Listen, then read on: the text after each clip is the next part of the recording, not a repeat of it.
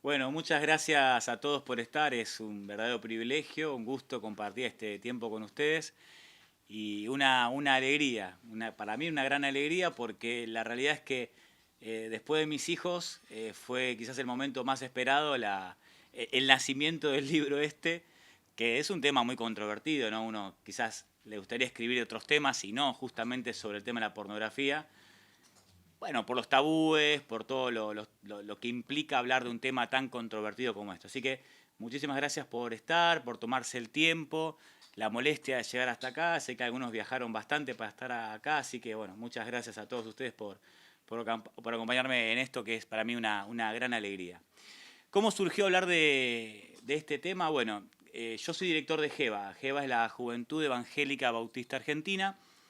Y entre las cosas que trabajamos en GEBA tenemos un programa que se llama El Verdadero Amor Espera. Que en realidad El Verdadero Amor Espera era un programa viejo de GEBA de los años 90, que no sabemos bien qué pasó, pero cerca del año 2000 El Verdadero Amor Espera falleció. Cuando llegó el año 2012, Pablo Repeto, que era el director de GEBA antes que yo, lo vuelve a encontrar a este material y yo ya formaba parte de la mesa directiva de GEBA y entonces él me propone volver a relanzar el material este. La realidad es que lo veo el material, me pareció genial, pero creí necesario hacer una reedición, o sea, escribirlo de cero. Y lo reescribimos, que es el material que tenemos acá. Y bueno, a partir del año 2013 empezamos a viajar por todo el país dando estas charlas del verdadero amor espera, que es un programa que habla fundamentalmente del tema de la santidad sexual. Por supuesto fuimos a campamentos, a congresos, a retiros, a encuentros. Y una de las cosas que nos pasaba con mucha habitualidad es que luego de cada uno de los talleres se acercaban los chicos a hablar con nosotros, tanto con mi esposa como conmigo, y casi que había como un factor común, un tema recurrente, y tenía que ver con el consumo de pornografía en los cristianos. La realidad es que con mi esposa nos íbamos siempre muy cargados con este tema de los campamentos, de los congresos y demás, y entonces decidimos de alguna manera empezar a cuantificar, o sea, a ver cuán grave era el consumo de pornografía en la iglesia. Y lo primero que hicimos fue una encuesta que recuerdo que fue para un campamento en la provincia de San Luis. Recuerdo que a 5 minutos de salir a mi esposa se le ocurre hacer una encuesta y entonces hacemos la encuesta rápido en la computadora, salimos a un lugar a imprimirla y nos llevamos las encuestas a San Luis. Cuando volvemos con los resultados de las encuestas, nos dimos cuenta que esa sensación que teníamos se corroboraba en la realidad.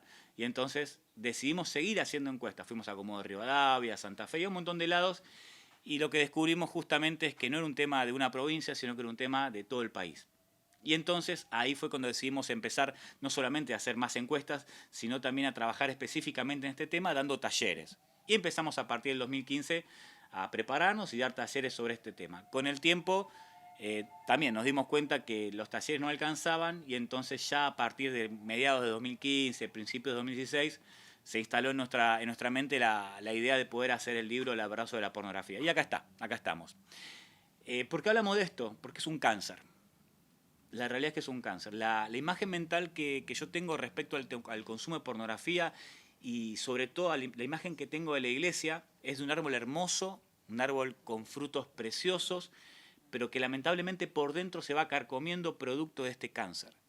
Un cáncer del cual prácticamente no se habla porque no hay muchas personas que hablen del tema. De hecho, cuando yo me dediqué a investigar, tampoco encontré mucho material que hablara sobre este tema, mucho menos material cristiano, hay poco material.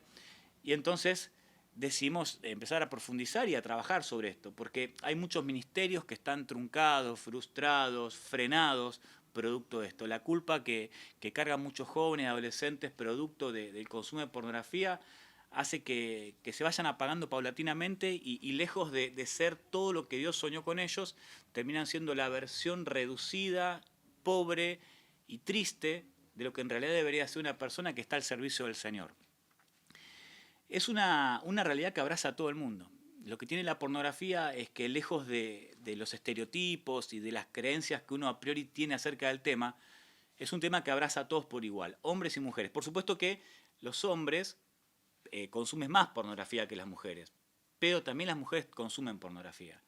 No tiene que ver con un tema de edades. A mí me pasó de ver hombres de 60 años, yo consumí pornografía un segundo, pero consumí, cuando era adolescente vi mucho más que eso, pero ya de grande y ya trabajando en estos temas me tocó viajar al lado de hombres de 60 años que estaban viendo pornografía al lado mío.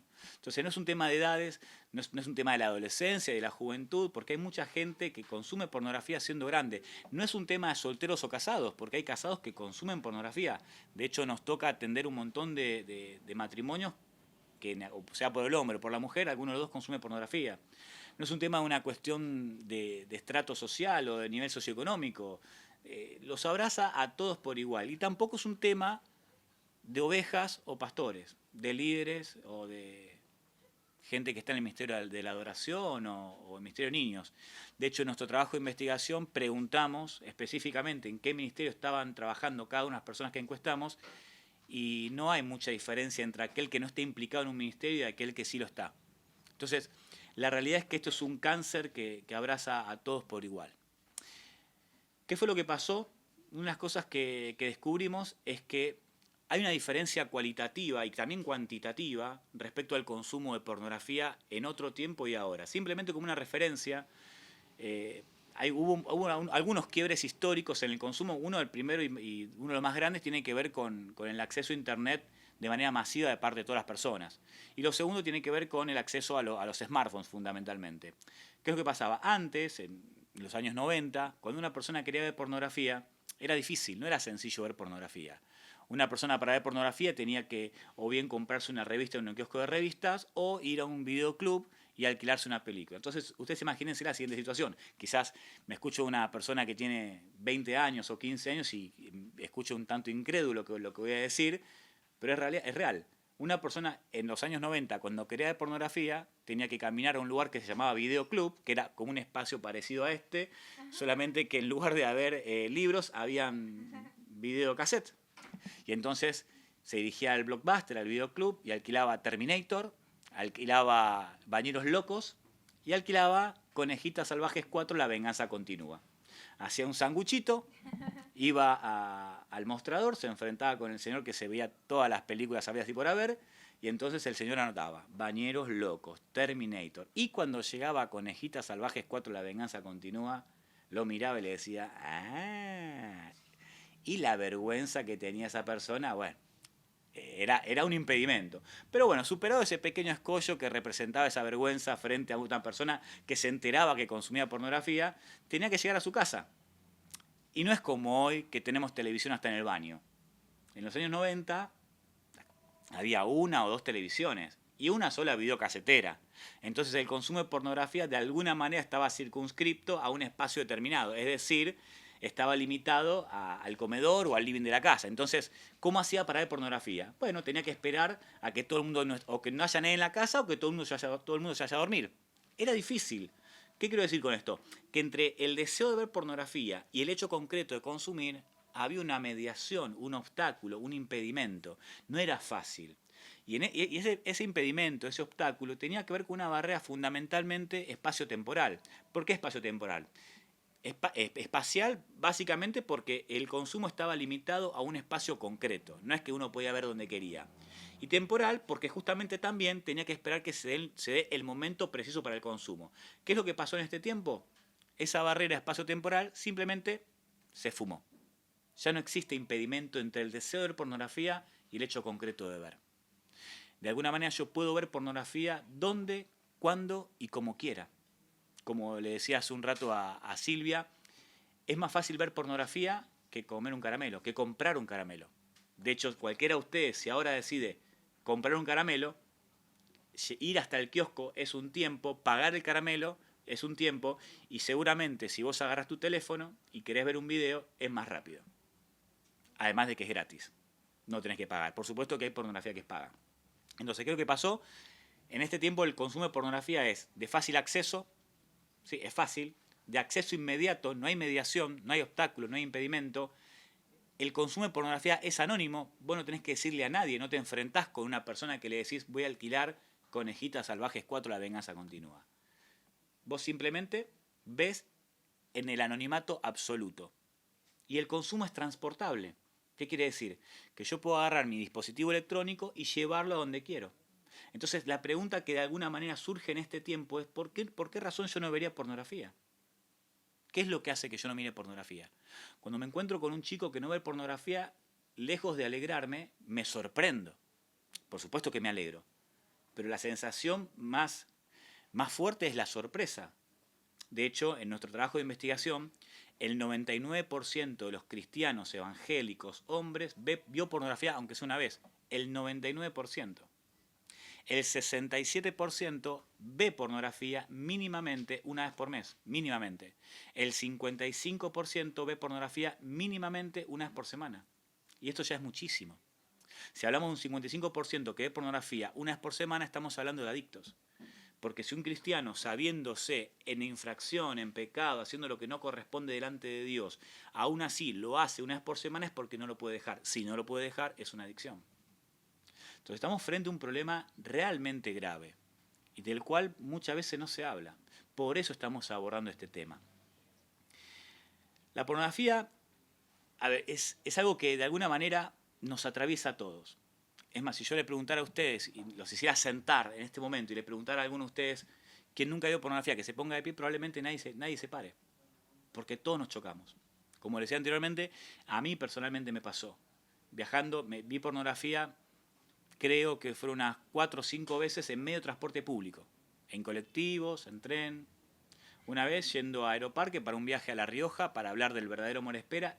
Me acuerdo porque fue una cosa rarísima. Vi pornografía 3 días seguidos. Digamos, casi fanático lo mío. No lo busqué. Yo tengo un laboratorio de mecánica dental donde yo me pongo un cronómetro y con ese cronómetro me mido la efectividad de mi trabajo. Entonces, hubo un día que me apareció una imagen porno. Entonces, por supuesto, me asusté, apagué el teléfono, no entendía nada. Al otro día, otra vez, otra imagen, tuve que desinstalar la aplicación. Y dije, qué macana, ¿no? Martes pornografía, miércoles pornografía y el jueves estoy viajando a La Rioja para hablar del verdadero amor espera. Viene el jueves, voy viajando para Aeroparque, me tomo el colectivo y unos nenes adelante mío dicen, mira el río. Entonces yo miro hacia el lado del río, simplemente porque me llamó la atención los chicos, y me di cuenta que ahí tenía un señor al lado mío de unos 60 años que justamente estaba viendo pornografía. Y entonces dije, qué loco. Martes pornografía, miércoles pornografía, jueves pornografía. No lo busqué, no lo pedí, pero lo consumí. Un segundo, pero lo consumí. Es difícil no ver pornografía. ¿Cuántos de los que están acá hoy quizás estén luchando con este tema? Es muy difícil no consumir. Este cáncer de alguna manera está pudriendo a nuestra amada iglesia. Y tenemos que hacer algo, tenemos que dar pasos concretos. Tenemos que hablar de este tema porque es un tema que está afectándonos. De hecho, si nosotros hacemos una proyección hacia el futuro, para el año 2050, y esto es un dato muy interesante, el 95% de la población mundial habrá sido educada en materia sexual a través del mundo porno. ¿Qué significa? Que todo lo que las personas saben acerca de la pornografía, acerca del sexo, lo van a saber a través de lo que aprendieron en la pornografía. Muchos conocen de sexualidad producto de esto. Y hay un montón de consecuencias. La primera consecuencia que tiene que ver con el consumo de pornografía es que nos aleja absolutamente de Dios. Es una ilusión creer que uno puede ver pornografía y estar cerca de Dios. La pornografía y la vida espiritual es absolutamente antagónica. No tiene nada que ver. Sostener que uno está bien con Dios y al mismo tiempo mira pornografía es mentira. Pueden argumentar diciendo que no, pero Dios me usa, no, pero siguen pasando cosas. Bueno, puede ser, pero esto va a ser por un tiempo. En algún momento todo sale a la luz y todo se rompe. Y es muy triste cuando pasa eso. Otra de las cosas que pasa es que la pornografía le abre una puerta al infierno en nuestra vida. En nuestra familia, esposa, esposo, hijos. Cuando yo veo pornografía le abre una puerta a Satanás en la vida de mis hijos. Y yo no creo que nadie acá quiera abrir una puerta a Satanás hacia la vida de nuestros hijos. Ver pornografía también afecta a las emociones. Hay un estudio en Estados Unidos que demostró que el 75% de los adictos a la pornografía evaluó seriamente el suicidio como una opción. La pornografía y la depresión están absolutamente ligadas. La pornografía también de alguna manera afecta la manera en la que veo y pienso. De hecho, una persona que es adicta a la pornografía se vuelve incapaz de establecer una relación sana con una persona del otro sexo. No puede evitar estar con una persona del otro sexo y que la fantasía los embarguen.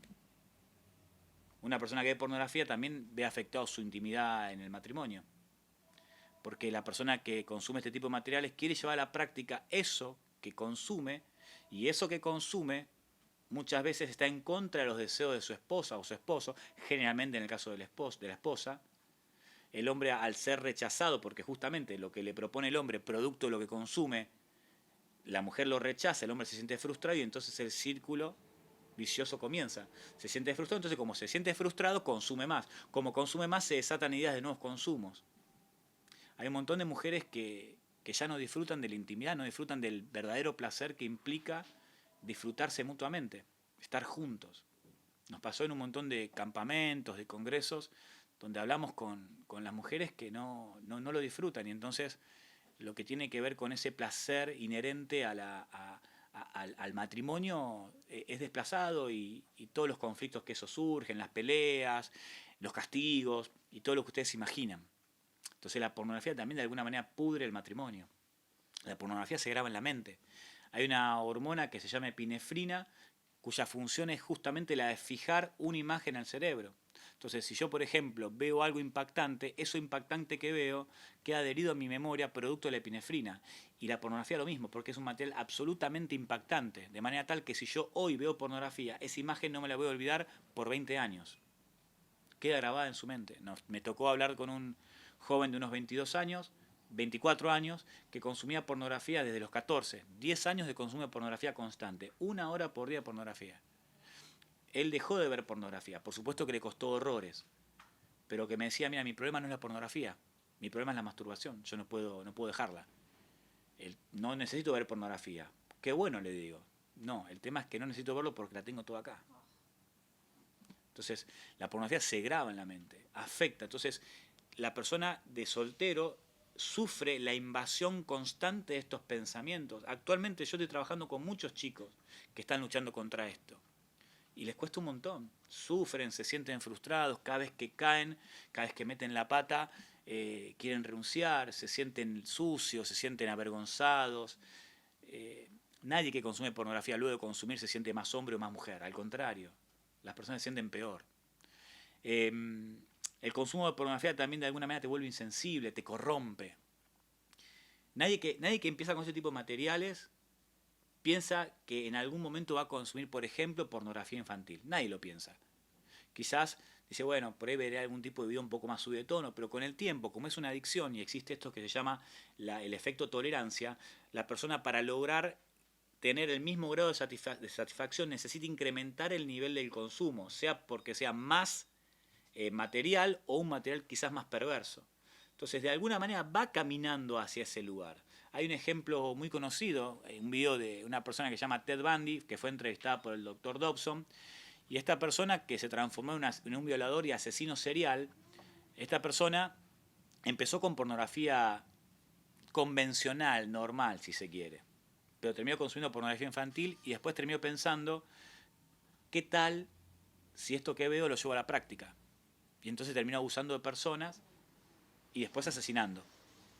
De hecho, un dato no menor es que el 98% de los abusadores sexuales son adictos a la pornografía.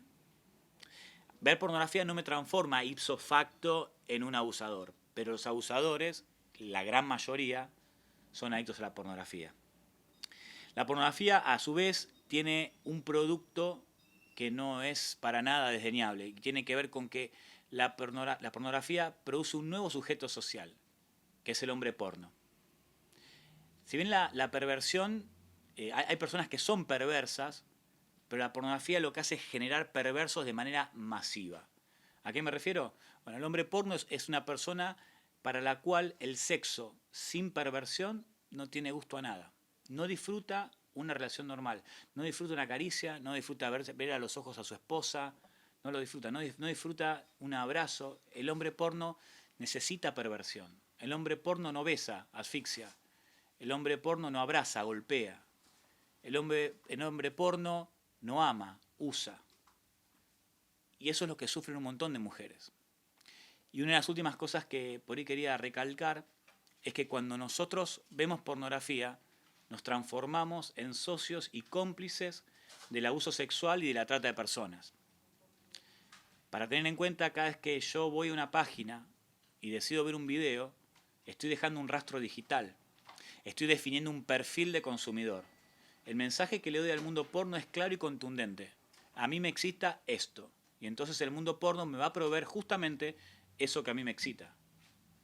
Entonces, aunque suene fuerte, cuando yo veo porno, le estoy dando plata para que, por ejemplo, secuestren a nenas de 12 años.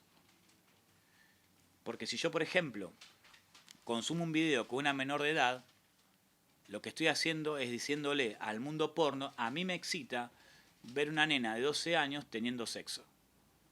Y ninguna nena de 12 años se ofrece para trabajar en este mundo. Y entonces, ¿de dónde salen las personas que trabajan en esos videos? Son secuestradas, son robadas. Yo tengo una hija de 11 años. Y cuando pienso en esto, pienso en mi hija. Entonces, no es solamente que queda en el disfrute tuyo. No queda ahí. Lo que vos haces influye en un montón de personas. Cuando yo veo porno, le estoy dando dinero a estas mafias para que secuestren personas y las arranquen de sus familias. La sola idea de pensar en que mi hija o tu hijo, tu hija, sea arrancada de vos es intolerante. Es intolerable, mejor dicho. Uno no lo puede digerir. Y más, no solamente porque a uno se la secuestren, sino porque la someten a este tipo de cosas. Entonces, es un tema serio, es un tema a tratar sin ningún tipo de tapujo, dejando de lado los tabúes, las vergüenzas, los preconceptos y hablarlos directamente. Si alguno piensa que no, en mi iglesia esto no pasa, en tu iglesia pasa. Quizás no lo viste vos, pero pasa. Entonces, para todos aquellos que lo están viviendo, sería bueno que confiesen, que pidan ayuda, porque realmente del pozo se sale y el barro se limpia. Uno puede salir de esto, hay salida. Por supuesto que es difícil, implica un montón de cosas, pero se puede. Bravo, Gabriel, bravo. Sinceramente, no tiene desperdicio todo lo que nos enseñaste. Muchísimas gracias, de verdad, Gabriel. Muy rico, muy profundo, ¿no? y muy seria tu investigación. Así que te agradecemos mucho que te hayas tomado el trabajo de escribir un libro. Como sabemos, todo el trabajo que lleva hacer un libro, y el autor transpira, porque un libro es 80% transpiración y 20% inspiración. Así que el que escribe un libro trabaja mucho, lo sufre. Es tener un hijo, como vos dijiste al principio, y es parirlo. Así que estamos muy agradecidos, Gabriel, por Gracias. tener este material. Y bueno, me gustaría abrir un tiempo de preguntas. Si alguno tiene alguna pregunta, aprovechemos ahora. En particular, yo quisiera preguntar, por ejemplo, quienes sufren de estas adicciones, o la mayoría, porque como vos dijiste, ¿no? Vemos una película, una serie, ¿no? En 2 minutos, en una novela, se dan un beso, recién se conocen, se sacan la remera y chao, tienen sexo, ¿no? ¿Cómo hacemos para mantenernos apartados de eso? ¿Y cómo hacemos para pedir ayuda? ¿A quién pedimos ayuda para salir de la pornografía? Bueno, para pedir ayuda lo primero es animarse. Porque la realidad es que animarse a la confesión es la incertidumbre del qué va a pensar de mí, y es de alguna manera romper la imagen que yo creía que tenían las personas de mí. Porque cuando uno dice, tengo problemas, necesito ayuda por el consumo de pornografía, uno de alguna manera se está sometiendo a la mirada del otro, y en un tema que genera muchísima vergüenza. Entonces, ¿qué hacer? Lo primero es juntar coraje y hacerlo. Cerrar los ojos y saltar. Hablar antes de pensar, en este caso. Ok, lo digo, y decirlo rápido. Confesarlo y no esperar. Porque mientras más tiempo yo lo guardo, más un amigo mío dice, lo que se guarda se pudre. Un tal Gerardo Tellerín, un crack. Si yo lo guardo, eso se pudre en mí. Entonces yo lo tengo que confesar, tengo que hablarlo. Porque si yo no lo hablo, eso se pudre en mí, y cuando se pudre en mí, también pudre a las personas que tengo al lado mío. ¿Cómo hacer? Bueno, yo tengo que tener el control de lo que pienso y lo que veo. Es una Es mentira pensar que no tenemos el control de lo que vemos y pensamos. Nosotros elegimos en qué pensar. En la Biblia dice en Filipenses 4:8 dice, en todo lo bueno, en todo lo puro, en todo lo honesto, si hay virtud alguna, si hay algo digno de alabanza, en esto yo tengo que pensar.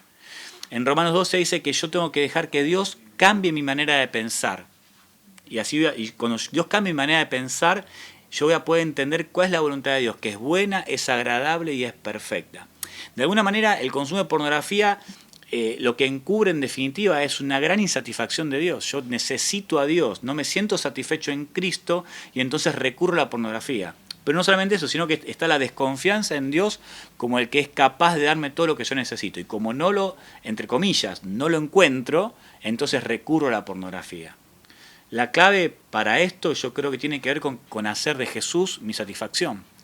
Y cuidarme en lo que veo, cuidar todo lo que tiene que ver con mis consumos, los tengo que cuidar, desde la música hasta las series, las películas, cuidar mis ojos en la calle. Muchos chicos me dicen que estaban bien, pero se dieron un permiso. Todo arranca con un detonante. Hay una situación conflictiva determinada, por ejemplo, un conflicto en casa, estoy sensible, salgo a la calle, viene el verano, hay poca ropa, y entonces me veo tentado de observar la creación del Señor, ¿no? Y cuando observo la creación del Señor, descubro que me atrae la creación del Señor. Y no dejo de mirar, y miro, y llega un momento en que estoy motivado, para decirlo rápidamente. Y entonces ahí aparece la pornografía como una opción para poder canalizar lo que fui acumulando durante todo el día. Entonces tener el cuidado de controlar lo que veo y lo que pienso. Ser consciente de mis propios pensamientos, porque si yo no soy consciente de mis pensamientos, me van a sobrevenir, me van a atravesar, me van a agarrar en cualquier momento, y de alguna manera eso también me lleva al consumo. Cuidarme, tener a alguien a quien rendirle cuentas de manera constante, eso es importantísimo. Una de las cosas que nosotros hacemos con los que son adictos a la pornografía es le pedimos que nos manden un mensaje todos los días con un reporte, un número. Los días que están en santidad. Y si meten la pata, ok, nos lo dicen. Y entonces la persona con esto lo que hace es ser consciente de su propia realidad. Porque me pasó un montón de veces con chicos a los cuales les pregunto, ¿y vos cada cuánto ves pornografía? No, una vez por mes. Me pasó con uno puntual, que me dijo que era una vez por mes y resultó que era una vez cada 10 días, 7 días. Y entonces él no era consciente de su realidad. Entonces, llevarlos al punto en que sean conscientes de su realidad. Buenísimo, buenísimo, Gabriel.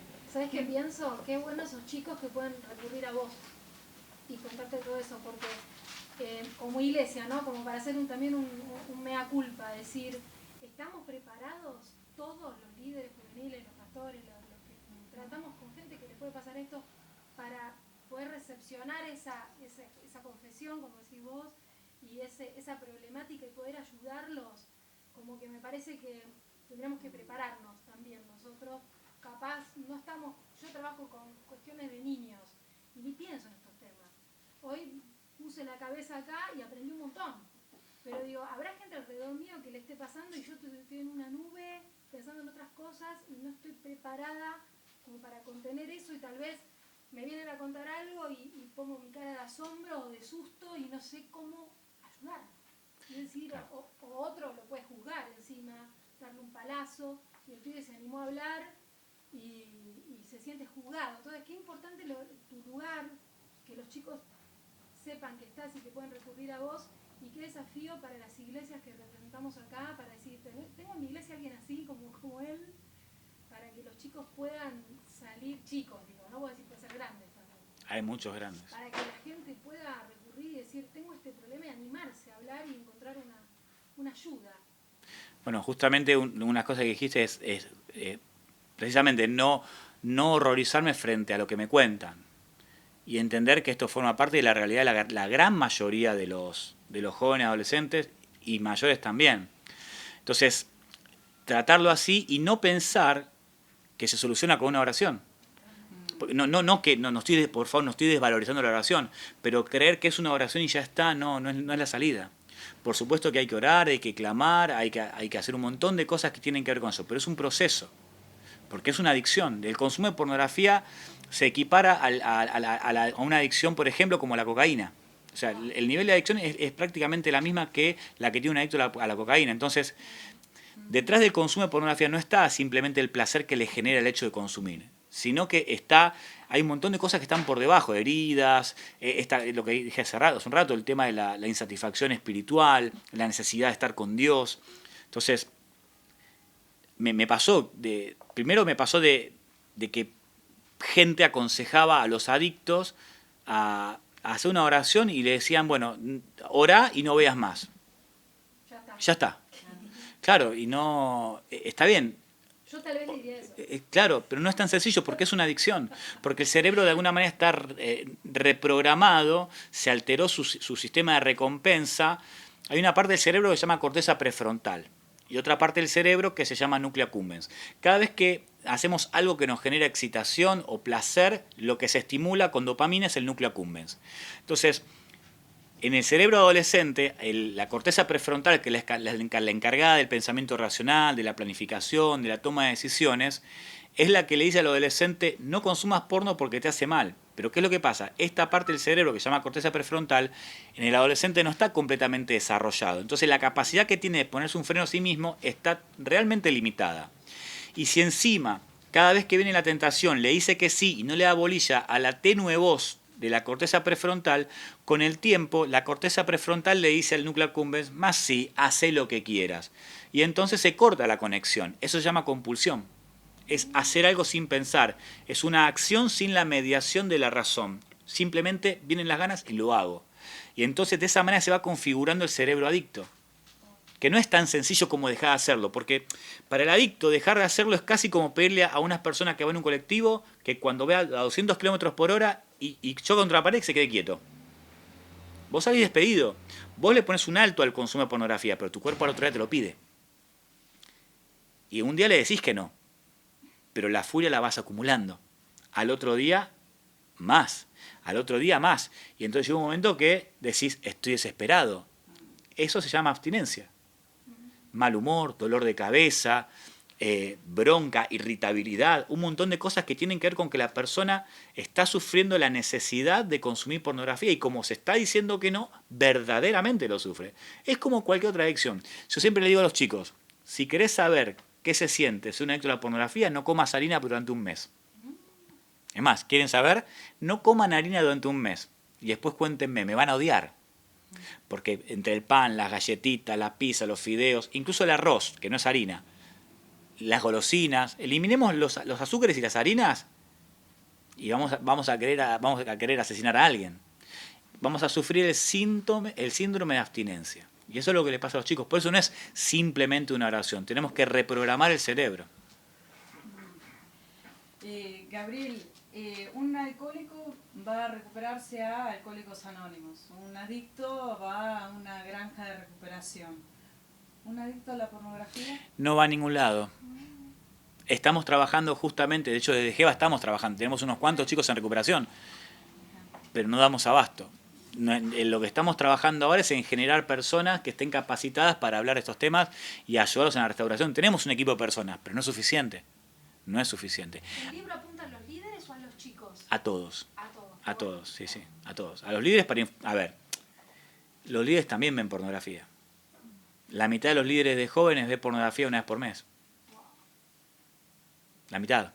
Sí, y sinceramente es muy completo este libro. Yo que tuve el privilegio de leerlo, él habla sobre todas estas cuestiones del cerebro y de todas las adicciones que se forman, ¿no? Dentro de nuestro ser. Así que no es solamente como un maquillaje del tema, sino que lo aborda de una manera muy profesional y muy profunda. Así que yo les recomiendo que hoy se lleven el libro, que aprovechen, que tenemos una oferta especial, Gaby, para la gente que quiera llevarse hoy con un descuento especial.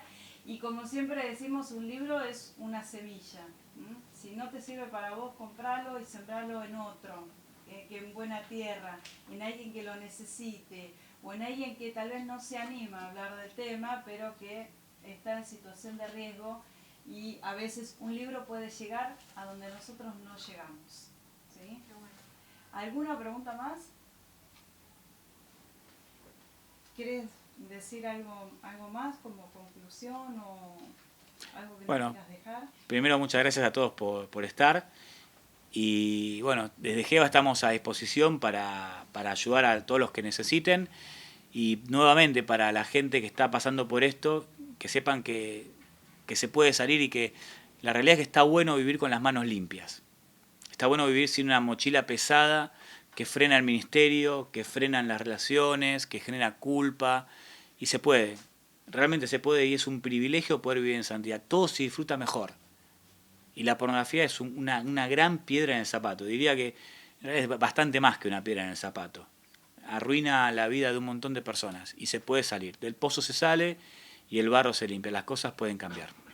¿Cómo comunicarse con GEVA? ¿Hay algún email, un teléfono? Tenemos un correo electrónico que es geva@confeva.org.ar y un WhatsApp que es 11 24 99 077.